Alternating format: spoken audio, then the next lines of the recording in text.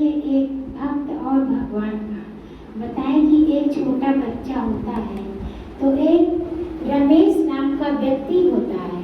वो छत पर खाना खाने के बाद जाता था टहलने, रोज टहलने जाता था। तो 10-11 बजे एक छोटा बच्चा एक बैलून रोज उड़ाता था, और उस बैलून को जब तक देखता था वो जब तक उसके आंखों से ओझल ना हो जाए, इस तरह वो देखता था। और वो छत पर रमेश जब खाना खाने के बाद टहलने जाता था, रोज देखता था, कहता था अरे ये क्या कर रहे हैं, क्या कर रहा है। रोज डेली इसका नियम था, वो टहलने जाता था, रोज वो एक बैलून उड़ाता था। बैलून मतलब गुब्बारा रोज उड़ाता था।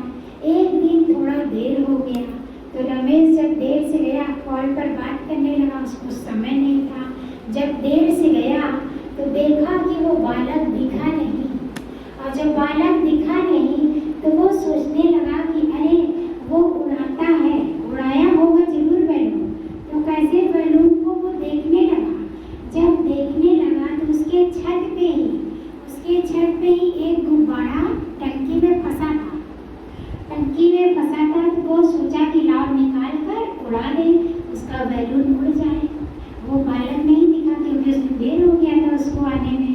तो जब बैलून निकाला तो उसमें क्या लिखा था, उसमें पर्ची लिखा था कि हे प्रभु, मेरी माँ की बहुत तबीयत खराब है और मेरे पास इतना पैसा नहीं है, मेरे अंदर इतना सामर्थ्य नहीं है कि जो मैं अपनी माँ का इलाज करवा सकूं।